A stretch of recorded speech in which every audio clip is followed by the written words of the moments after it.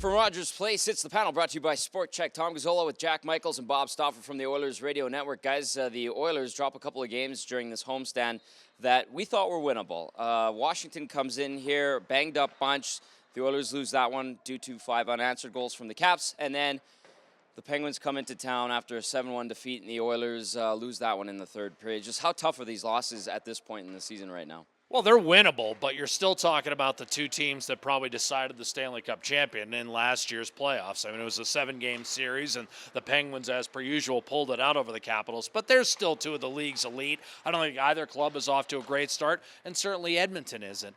The big thing I think the Oilers need to sort out in the short term is obvious, and that's the penalty kill. I mean, they've given up now 11 power play goals at home. That didn't happen until February the 11th last year in their 28th home game. So if they get that sorted out in the short term, that should bring them back to a certain level. What confounds me, Bob, is how Edmonton gets over the hump and becomes more than a 500 club, because right now the goal differential 5-on-5 still says they're just about even.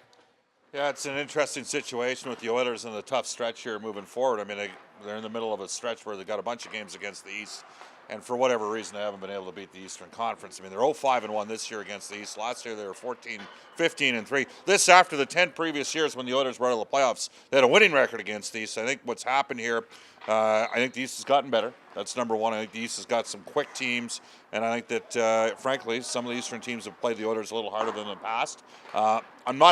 Here's the thing. I'm not concerned in terms of the matchup against the Western Conference once we get, but it's the next 6 games this is absolutely all critical. Against the East. All against the East. It's a real critical time for the hockey club. And you mentioned the penalty kill, and it's all connected. You don't want to play overly aggressively. This is a team that should be able to impose their physical will on some teams, but you can't do that if you're going to get called and you can't kill off penalties, and you need stops as well. There's lots to work on here. That said, there's lots to work with as well. Absolutely. How about the power play, you guys? I think it's 1 for 17 in the last 5. Finally broke a 4-game drought the other night against the Penguins. Are we starting to see some spark there, or is there improvement? What did we see last night?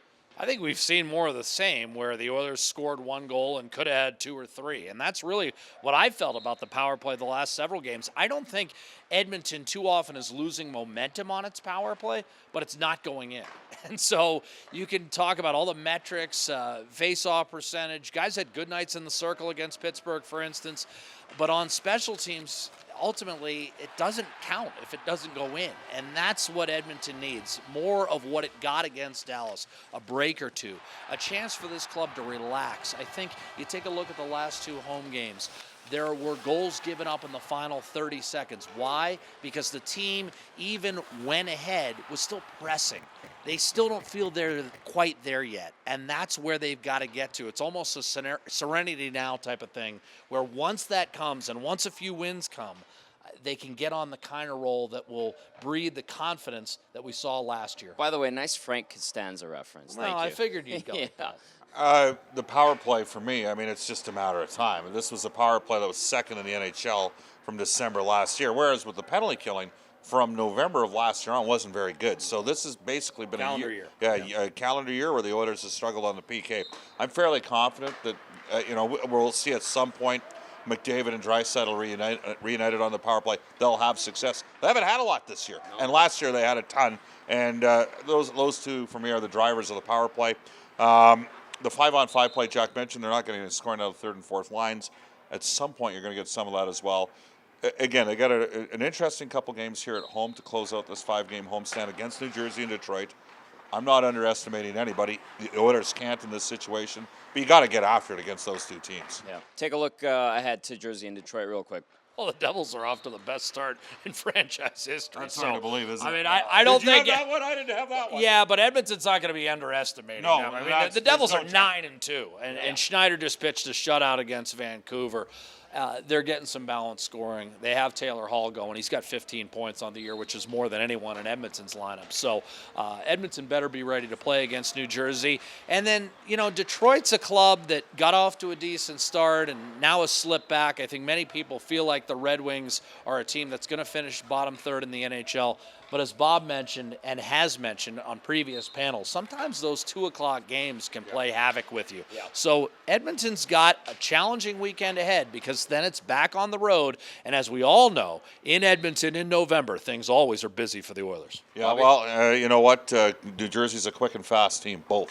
And right now, the Oilers haven't shown, I think, yet that they're a quick and fast squad. So that's going to be a bit of a challenge. The Oilers are trying to play a little bit faster. Detroit, like I've watched a little of New Jersey. I haven't watched Detroit at all, but I don't have much of a read on Detroit. Like I could see why New Jersey's made some improvements. Schneider's bounced back. He's playing at a better level. It'll be a very interesting weekend, but a weekend where the Oilers got to get a couple positive results here to get her going. Taylor Hall and the Devils come to town Friday night. Another Eastern Conference matchup. Jack and Bob have the call for you. As always, I've got you covered right here on EdmontonOilers.com.